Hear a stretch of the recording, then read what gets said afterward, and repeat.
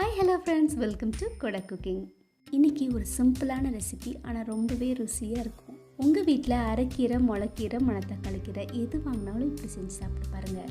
இது கூட குழம்பு ரசம்னு எதுவுமே தேவையில்லை. கொஞ்சமாக பசுனை விட்டு முட்டை வறுவல் வடகத்தோடு வச்சு சாப்பிட்டு முடிச்சிடலாம்.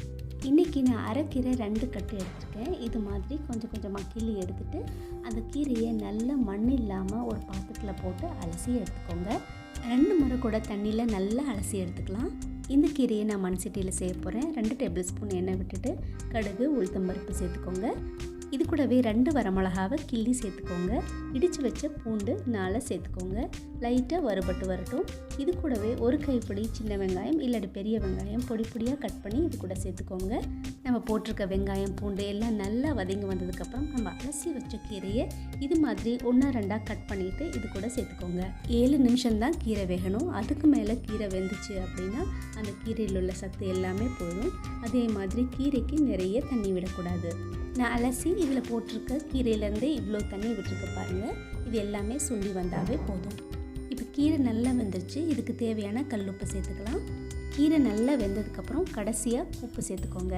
இதில் இருக்க தண்ணி எல்லாமே சுண்ணதுக்கப்புறம் ஃப்ரெஷ்ஷான தேங்காய் துருவலை இது கூடவே சேர்த்துக்கோங்க. காஞ்ச தேங்காவாக சேர்க்காதீங்க, ஃப்ரெஷ்ஷான தேங்காவாக இது கூட சேர்த்துக்கோங்க. அவ்வளோதான், சிம்பிளான அரைக்கீரை பொரியல் ரெடி ஆகிடுச்சு. இதில் எந்த கீரையில் வேணாலும் நீங்கள் செஞ்சு பாருங்கள். டேஸ்ட் உண்மையாகவே ரொம்பவே அட்டகாசமாக இருக்கும்.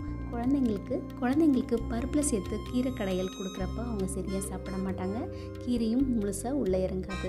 ஆனால் இது மாதிரி சாதத்தோட பிசைஞ்சு கொஞ்சமாக பசுனை விட்டு கொடுத்து பாருங்கள். கண்டிப்பாக நீங்களும் விரும்பி சாப்பிடுவீங்க.